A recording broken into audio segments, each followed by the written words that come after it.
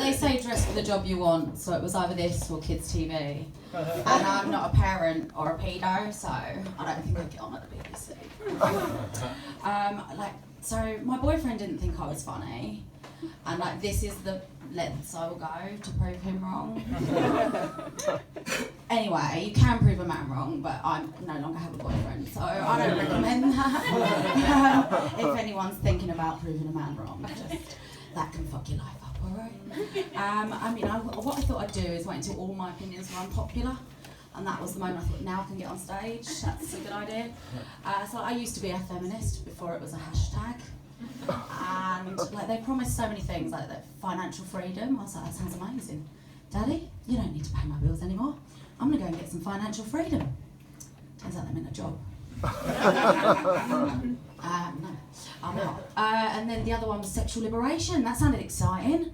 And in your 20s it is, in your 40s it's fucking hard work. And you've got to have a job as well. So it's a day job and an unpaid night job. I'm not interested. At this point I don't want anything with a job in the title, thank you. Blow job, rim job, no. So it's quite lucky though. My boyfriend was quite short. You know those kind of guys that say they're 5'7"? You know the ones I mean. The ones that are 5'5". You know what's worse than a short guy? Pathological fucking liar. Just saying, guys. But no, they're easy to get over because you just kind of leapfrog straight onto them. Well, no, I say that. I would be leapfrogging onto the next dig, but it is very hard to catch one in your 40s.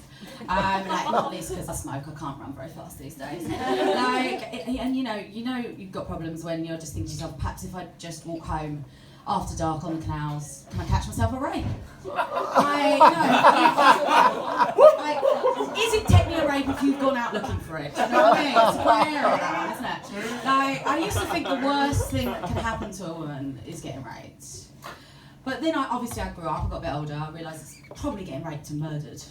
That's probably worse. And now at my age, I'm like, oh no, it's just getting murdered.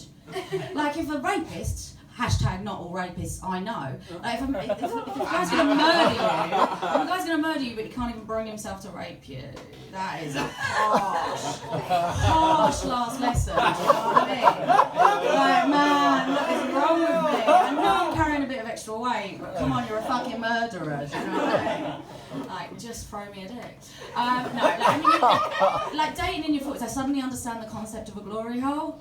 Like, at this point, I don't want to see the men. Just, if you can get your dick through a hole and I can still see it and be satisfied with it, we're on. Like, it makes so much more sense now. I'm gonna have a moment of just thinking, what was I supposed to say? Like all of the terrible jokes that I was going to tell, that I wrote on a list and then threw away on the tube. I don't need that list. Shit. He said I might do some new material. I'd be surprised if at this point I do any material. No,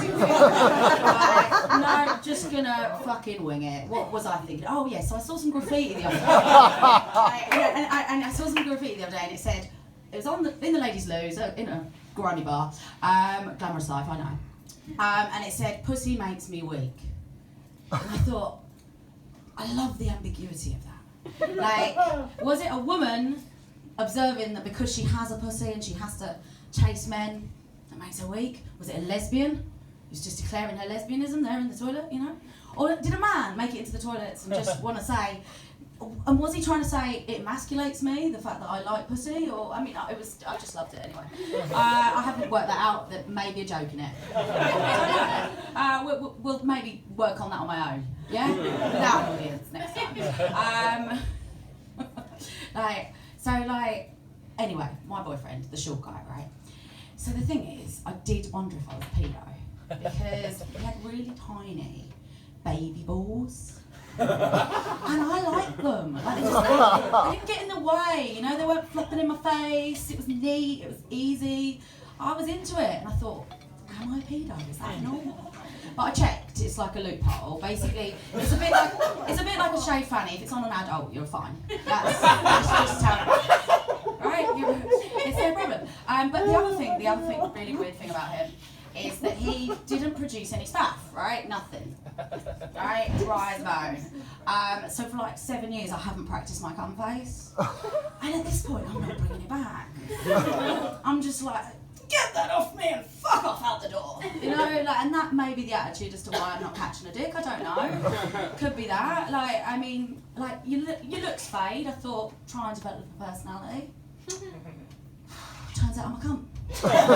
What can you do? Like, I mean, no. And on that note, I'm done. I think